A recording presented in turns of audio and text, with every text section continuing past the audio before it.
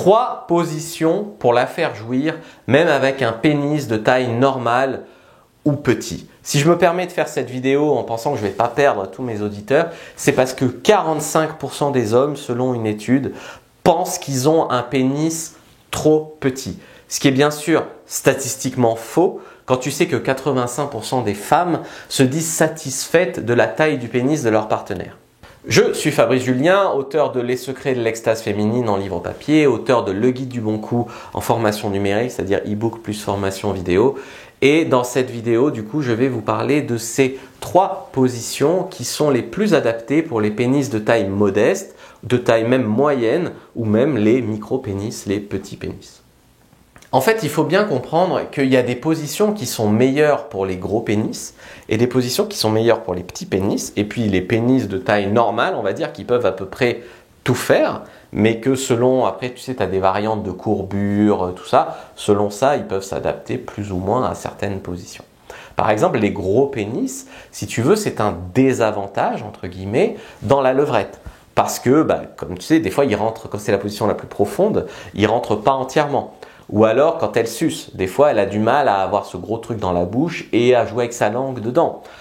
Également la sodomie, avec les énormes pénis. Souvent, les femmes vont préférer un pénis de taille normale pour la sodomie. Donc là, je suis en train de te mindfuck, surtout si tu es quelqu'un qui a une vision, on va dire, assez pornographique de la sexualité, où c'est des grosses bites et on bourrine les femmes. Mais en fait, non, c'est pas tout à fait ça. Donc, ce que je veux te dire ici, c'est que l'important, c'est d'avoir une bonne technique. Si tu veux, l'univers, il équilibre tout. Donc, les gros pénis ont des forces et des faiblesses, les pénis normaux ont des forces et des faiblesses, et les pénis moyens ont des forces et des faiblesses. C'est la voie du milieu. C'est pas j'ai un pénis de 10 cm ou de 11 cm, je suis fichu. Non, pas du tout. Tu n'es fichu que si tu penses que tu es fichu. Et ce qui est fou, c'est que les mecs qui ont des pénis de 23 cm, ils se disent pas je suis fichu. Ils se disent trop bien. Mais en fait, ils sont autant fichus que ceux qui ont un pénis de 10 cm. Ils sont fichus dans certaines circonstances et ils sont refaits dans d'autres circonstances. Donc, on va prendre l'exemple d'un pénis moyen, un pénis de 13 cm. Ce qu'il faut savoir, c'est que le tout, dans toutes les positions, tu peux en fait frotter le clitoris. Et ça, c'est la clé. Pénétration sur le point G plus frottement du clitoris. Le missionnaire, par exemple, c'est pas terrible en tant que tel. Donc la femme allongée sur le dos, le mec entre ses jambes allongées dessus, c'est pas terrible si tu as un petit pénis. Ça, c'est clair. Que le missionnaire, c'est une des positions où si tu as un petit pénis, bon, c'est détente, c'est romantique, mais c'est pas terrible. Donc il faut l'améliorer, le missionnaire. Par exemple, en relevant le pubis de la femme, par exemple en mettant un coussin sous ses fesses, ou alors en attrapant ses jambes et en les mettant sur tes épaules, tu vas bouger son bassin, et là, ton pénis, en bougeant l'angle du bassin, ça va taper sur le point G de la femme. Et là, comme le point G est à 4 cm à l'entrée du vagin, même si tu as un petit pénis, tu vas taper dessus. Si tu veux mieux comprendre le phénomène, je t'ai fait une fiche complètement gratuite sur les meilleures positions sexuelles. Prends-la, premier lien dans la description de la vidéo, lien en commentaire épinglé. Et donc même dans cette position, par exemple, où elle a les jambes sur tes épaules ou le pubis relevé par un coussin, quand tu la prends, donc tu la pénètres sur le point G grâce au nouvel angle, ton pubis peut frotter son clitoris.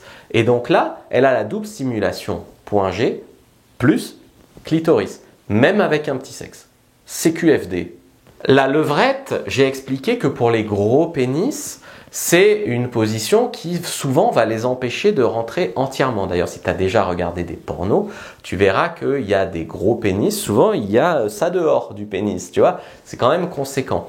Donc, en fait, en levrette, tout se joue à la cambrure de la femme. Donc, si elle est en mode dos rond comme ça, machin, c'est compliqué. Mais par contre, si elle arrive à bien se cambrer, bien creuser son dos, bien faire un beau galbe comme ça, eh bien, tu vas voir que l'angle, quand tu vas la prendre, même avec un sexe toujours de moyen, on va prendre 13 cm, la pénétration va être profonde, va être beaucoup plus profonde. Donc la levrette, en fait, c'est une bénédiction pour les petits pénis parce que tu peux avoir la pénétration la plus profonde. Tout le contraire, par exemple, de la position de la cuillère, où tu es derrière aussi, tu es allongé comme ça, mais là, ta pénétration, elle est stoppée, si tu veux, par ses fesses. Donc, tu peux pas, t'as un pénis pas très gros, et en plus, tu peux pas pénétrer entièrement. Donc, tu Tu vois, la cuillère par exemple, tu oublies. Mais la levrette avec le dos bien cambré de la femme, ça c'est top. La troisième position qui peut bien marcher même si vous avez un petit pénis, c'est vous allongé ou plutôt même assis, ça marche si tu es assis sur un canapé par exemple, tu vois, assis en mode un peu allongé ou alors complètement allongé sur ton lit. Elle te monte dessus. Donc là, avec l'angle, eh bien, tu tapes le point G, surtout si tu as un pénis légèrement courbé comme ça. D'ailleurs, en missionnaire, je t'ai pas dit, mais si tu as un pénis un petit peu courbé vers le haut, tu n'as pas besoin de faire la technique pour changer l'angle. Puisque ton pénis étant courbé vers le haut, naturellement, tu vas taper son point G. Donc pour revenir à la position de l'Andromaque ou de l'Amazone, la fille te monte dessus. Donc tu as ton pénis qui, tu vois, souvent le pénis il revient comme ça sur ton ventre quand tu dors. Bon, et donc ton pénis il a naturellement tendance à faire ça. Donc si elle est de face sur toi, ton pénis il aura naturellement tendance à aller sur son point G.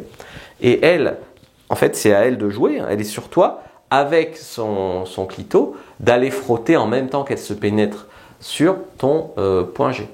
N'importe quoi. Oui, frotter son clito sur ton pubis.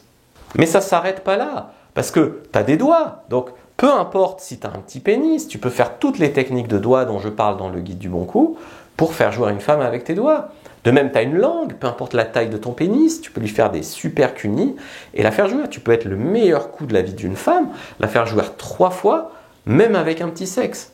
Et puis alors pour la sodomie, j'en ai brièvement parlé en introduction, la sodomie aussi, c'est mieux souvent avec un petit sexe. Parce que pour des raisons que tu sais, le trou est déjà tout serré, donc si tu as un petit sexe en plus tu peux rentrer presque entièrement, des fois c'est mieux qu'un énorme saucisson dans son cul, quoi, tu comprends bien.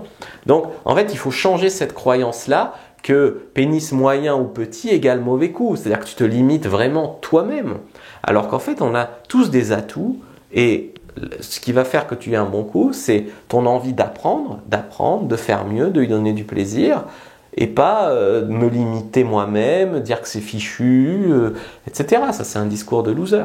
Donc, prenez votre fiche sur les positions, premier lien dans la description de la vidéo, lien en commentaire épinglé. Vous pouvez aussi lire mon livre. Moi, je vous dis à bientôt et que le dieu de la sexualité soit avec vous, les amis.